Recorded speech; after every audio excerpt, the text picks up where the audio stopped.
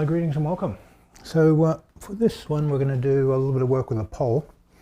Now this looks like close to 4 meters. 12 foot pole, 3.6 meters. Okay, so you take a stance from me with your left foot forward. What I want to do is with the end of the pole just into the hollow of my palm in here and get a round feeling. So when I do this, I want to extend my energy down the pole so I can feel the tension in his body as he holds through the middle of my palm, and then I'm going to grab just around this way for a start. Then I'm going to put my other hand here, and this hand gives me the lever. So as I touch down, this taps his feet. So you can see the wobble in the pole.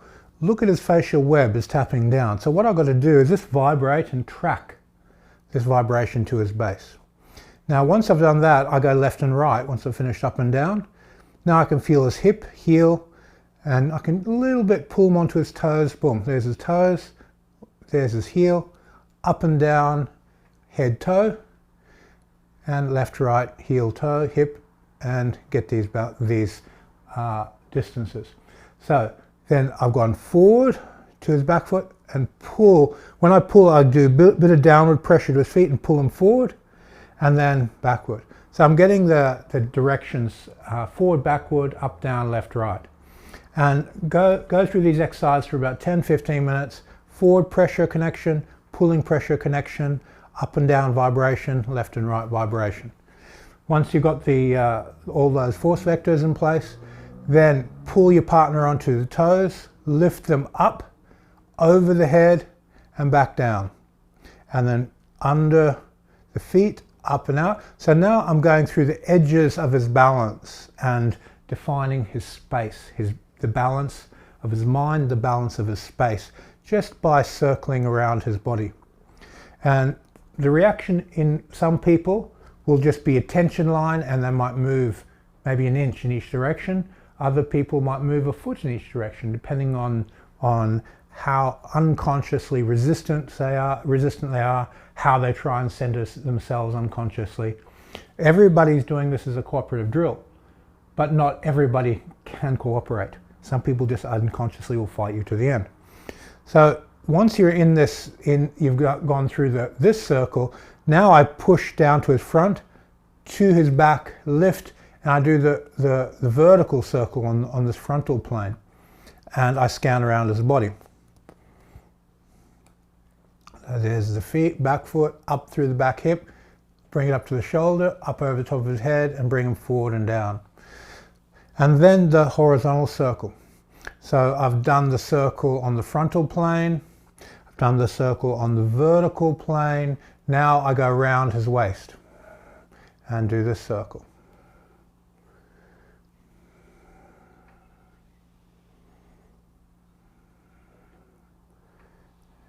Now some people like to grab like this. What happens is the tension on your wrist will lock and you won't feel as well. When you put the hand just in like that and grab, you get this difference in feeling, and your fingers are a bit stretched and plucking. This hand is free. This hand is a bit of a lever, and you can vital breathe. Okay, so we've gone up, down, forward, backward, left, right. We've done the frontal circle this way in both directions. We've done the horizontal and the vertical circle. Now once our mind has become familiar with the space of his body, we just breathe into his space and look at where he wants to go. Now the emptiest corner is the back corner on the right, where there's no bracing leg. So if he's standing on a box, the front foot and back foot corners are where he's strongest and braced. The front empty side and the back empty side is where he has no brace. So you touch and you breathe into your partner through what you feel. Most people are going to go that direction.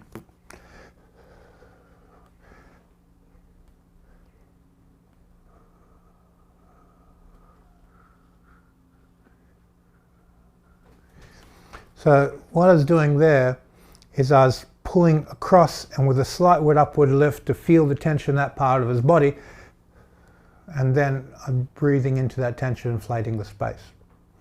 Now, if you can't affect your partner, what you want to be doing is taking more time feeling and relaxing energy into what you feel. And he's a balloon, he's a bubble. I want to fill that with my awareness first, listen. Then I want to fill that with vital energy by taking these mechanical lines and start to ramp that energy up.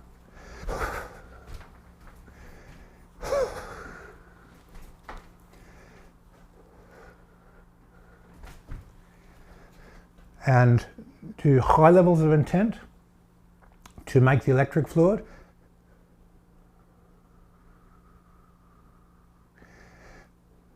And then soft intent to have gradual inflation of the mental astral space with vital energy. And as you play with this, you'll find the corners of their body. So in this case, the front edge in here is a little bit of a tension point, and the back corner. So I would take them directly that way or slightly forward or into that back corner. Those are the two places that most people are going to go first. As you touch and feel, and you breathe into your partner, and you get the buoyancy and the float, you get a sense of memory. You remember the feeling of what makes your partner float. So now that I'm starting to get this, okay, through the pole, there's the force vectors, the up, down, left, right, forward, backward. There's the 3 circles. There's his space. That's the feeling I use to float him, to fill that space with energy. Then I just remember the frequency of the feeling.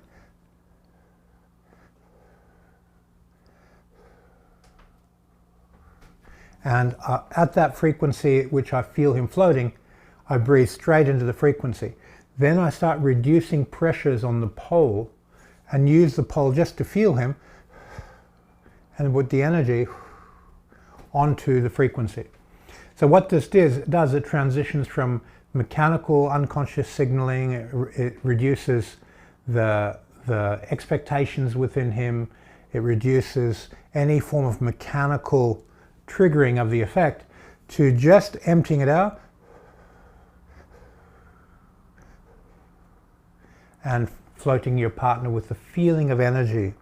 So you notice I was going from a tighter grip to just touching, so that I can listen and feel what's happening. Once you're at that point, then you can start using whipping forces. So you have, a wave. As I do this, I'm waving.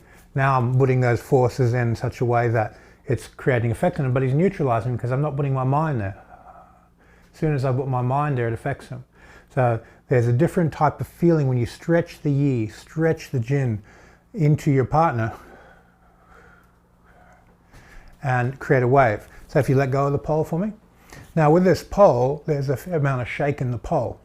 What I want to do is practice sending the energy down. You grab the pole again. That wave, I want to run the jin through the wave. But I have to be guided by my float.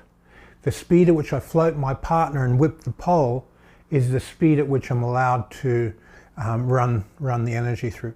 Okay, so those are your basic exercises, just for day 1 training on the pole. After you've done the breathing into the ball, you've done building the ball, qigong, vital breathing.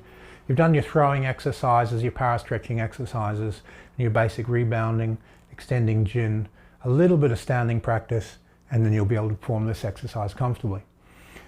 On the Vimeo channel, I'll put a whole series of exercises on the pole, but this will be an introduction for both YouTube and Vimeo.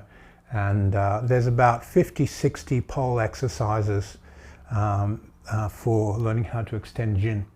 So they'll be on the Vimeo channel over the coming 2 to 3 months. I'll be posting them, and you can view them there if you wish. Thanks for your time, Nathan, and thanks for your attention, everyone, and see you on the next video.